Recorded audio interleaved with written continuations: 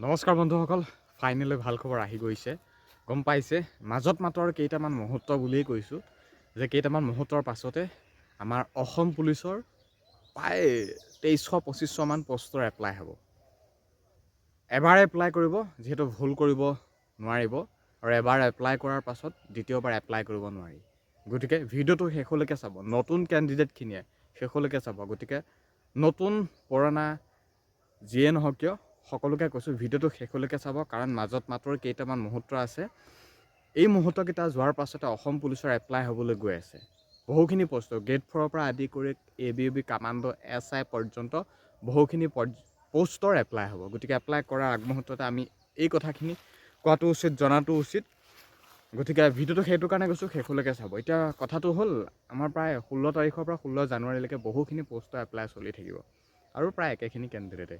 কিন্তু তাক এপ্লাই কৰাৰ আগমুহূৰ্তত আমি এইকেইটা কথা বিশেষকৈ মন কৰিবলগীয়া বিষয়। নতুন কেণ্ডিডেটখিনিয়েতো একো নাজানে, ঘপককৈ এপ্লাই কৰি দিব, বোলে এডমিট নাহিল, কেঞ্চেল হ'ল, বোলে ৰিক্ৰুটমেণ্টৰ জেগাত যাওঁতে এইখন ডকুমেণ্টছ কিয় আপলোড কৰিছিলা, উল্টা পুল্টা কিবাকিবি, ABত দিব লাগিছিল UBত দিলে, তেনেকুৱা ধৰণৰ কথা।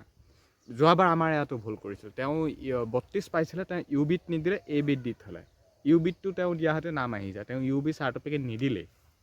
গতিকে তেনেকুৱা নিচিনা ভুল নকৰিব। মানে ভাল ফিজিকেলৰ মাৰ্ক পায়ো আপোনালোকৰ কাটঅফত নাম নাহিব পাৰে যদি এই ভুলসমূহ কৰে। গতিকে সেইটো কাৰণে কৈছোঁ ভিডিঅ'টো শেষলৈকে চাব। এপ্লাই যিহেতু এবাৰেই কৰিব, ইডিট অপশ্যন নাই, গতিকে আৰু দুনাই যিহেতু এপ্লাই কৰিব নোৱাৰি। আৰু এই এপ্লাই কৰোঁতে কোনো ধৰণৰ পে'মেণ্ট দিব নালাগে বা পইচা কাটিব নালাগে। অসম চৰকাৰে 1 টকাও বিচৰা নাই অনলাইন কৰাৰ বাবদ।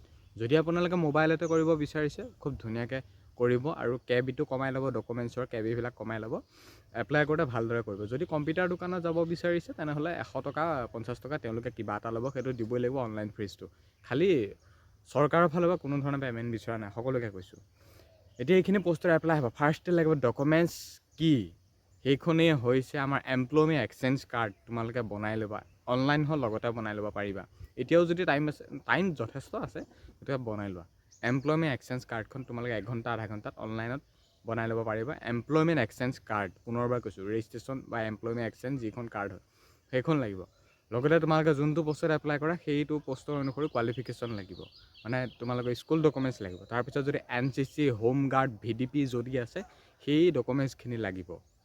SPO যদি কিবা চাৰ্টিফিকেট আছে, যদি আছে এক্সট্ৰা, তেনেহ'লে লাগিব। আৰু যদি গ্ৰেড 4 পোষ্টটোৰ কাৰণে যদি এপ্লাই কৰিব বিচাৰিছে, গ্ৰেড 4ৰ বাবে এক্সপিৰিয়েঞ্চ চাৰ্টিফিকেট লাগিব। চাফাই কৰ্মচাৰীৰ পোষ্ট ওলাইছে, ভাল চাৰ্টিফিকেট লাগিব, এনেই বোলে ক'ব পৰা উলিয়াই দিলেও কাম নহ'ব।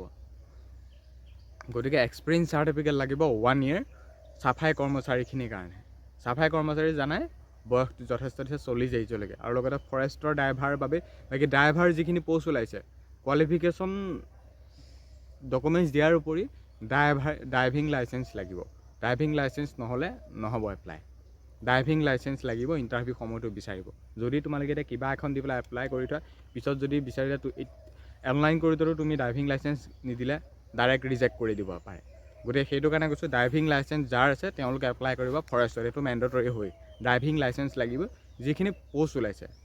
আৰু SIটো হ'লে গ্ৰেজুৱেট লাগিব। গ্ৰেজুৱেটৰ তোমালোকৰ চাৰ্টিফিকেট লাগিব, BA পাছ কৰিছা নাই, গ্ৰেজুৱেটৰ চাৰ্টিফিকেট লাগিব।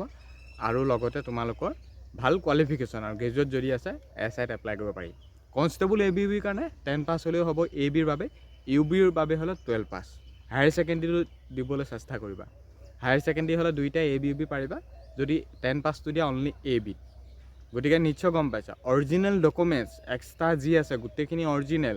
লগতে NCC, VDP, SPO যিয়ে নাথাকক অৰিজিনেল, জেৰক্স, ফটো, ছিগনেচাৰ এইখিনি লাগিবই। লগাৰ উপৰিও তোমালোকৰ পুনৰবাৰ কৈছোঁ, যিখন এমপ্লয়মেণ্ট এক্সচেঞ্জ কাৰ্ড আছিল সেইখন লাগিবই। আৰু ড্ৰাইভিং লাইচেঞ্চ, যিখিনি ড্ৰাইভাৰ পোষ্ট, ড্ৰাইভিং লাইচেঞ্চখন লাগিব। নিশ্চয় বুজি পাইছা, ড্ৰাইভিং লাইচেঞ্চখন লাগিব। মই পুনৰবাৰ কৈছোঁ, কিবা এখন দি পেলাই ঘপককৈ এপ্লাই কৰি দিব নোৱাৰিবা। ইডিট অপশ্যনো নাই, বাকী পাছত তোমালোকে বোলে আকৌ বেলেগ এটা ID খুলি এপ্লাই কৰিলেও নোৱাৰিবা। যিটো তোমালোকে ফোন নম্বৰ দিবা সেইটো এবাৰে। ফোন নম্বৰ একে এডমিট ওলোৱা একে চাকৰি হোৱা পৰ্যন্ত এটা ফোন নম্বৰে ৰেজিষ্ট্ৰেশ্যন কৰি ৰাখিবা।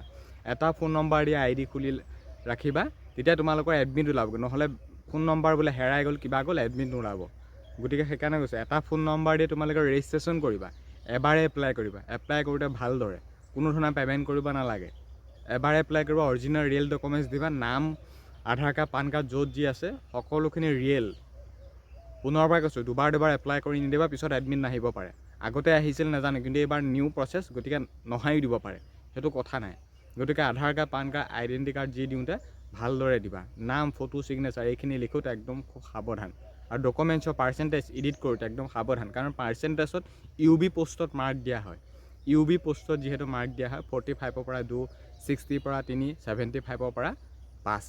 গতিকে যোনে যোনটো পোষ্টৰ বাবে এপ্লাই কৰিম বুলি ভাবিছা সকলোখিনি real, extra real, driving licence real, আৰু তোমালোকৰ য'ত যি আছে এমপ্লয়মেণ্ট এক্সচেঞ্জ বা যিয়ে নহওক সকলো ৰিয়েল ডকুমেণ্টছ দিবা। গতিকে এপ্লাই কৰাৰ আগমুহূৰ্তত আমি এই কথাখিনি জনা উচিত, কাৰণ এবাৰে one time apply, next time apply কৰিব নোৱাৰি। দুবাৰ তিনিবাৰ এনেই এপ্লাই কৰি নাথাকিবা, ইটো এটা ID সিটো এটা ID, এডমিট এটাতো নাহিব। আৰু যিখিনি তোমালোকে কোৱালিফিকেশ্যন ছাবমিট কৰিবা একদম সাৱধানকৈ, কাৰণ যোৱাবাৰ আমাৰ লগৰ আমি ফিল্ডত প্ৰেক্টিছ কৰা এটা, সি ফিল্ডত মই পুনৰবাৰ কৈছোঁ, সি 32 পাইছে, ভাবি আছে তাৰ UBত নাম আহিব, কিন্তু UB এপ্লাই কৰোঁতে সি চাৰ্টিফিকেট অনলাইনে নকৰিলে, কিন্তু হায়াৰ ছেকেণ্ডেৰী পাছ। এপ্লাই নকৰি অনলি 10 পাছটো কৰি থৈ দিলে। পিছত আহিছে UBত আহিব চাগে, মইতো হায়াৰ ছেকেণ্ডেৰী পাছ কৰিছোঁ।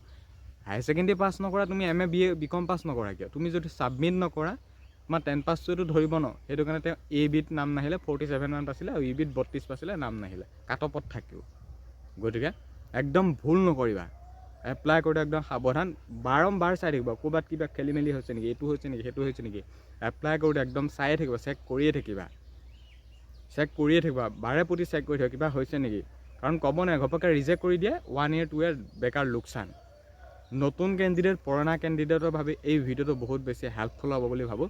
গতিকে ভিডিঅ'টো যিমান পাৰা সিমান বেছি শ্বেয়াৰ কৰিবা। নীলোৎপল অসম টিপছ ইউটিউব চেনেলটো যদি চাই আছা ছাবস্ক্ৰাইব কৰিবা, লগতে হোৱাটছআপ গ্ৰুপত য'ত যিমান আছে ভিডিঅ'টো শ্বেয়াৰ কৰি দিয়া। যদি ফেচবুকত চাই আছা নীলোৎপল শইকীয়া ভ্লগছ ফ'ল' কৰিবা, লগতে খুব বেছি শ্বেয়াৰ কৰি দিবা। কাৰণ সঠিকটো তথ্য ভিডিঅ' থকা ৰিয়েলকৈ প্ৰথমতে মোৰ পৰাই পাবা। গতিকে সেইটো কাৰণে কৈছোঁ, ভাল আপডেট দি থাকিম যিমান পাৰোঁ। এতিয়া কামাণ্ডোৰ হওক, য'ত যিয়ে নহওক, সকলোখিনি পোষ্টৰ এপ্লাই হৈ যাব। গেট 4ৰ পৰা আদি কৰি সকলোখিনি পোষ্টৰ এপ্লাই হ'ব। এপ্লাই কৰি দিবা, যদি ভুল হয় তেতিয়া কি হ'ব। গতিকে সেইটো কাৰণে কৈছোঁ, এপ্লাই কৰোঁতে একদম সাৱধান হৈ থাকিবা। A to Z ডকুমেণ্টছ দিবা, বিশেষ ইয়াত আৰু কৈ নাথাকোঁ।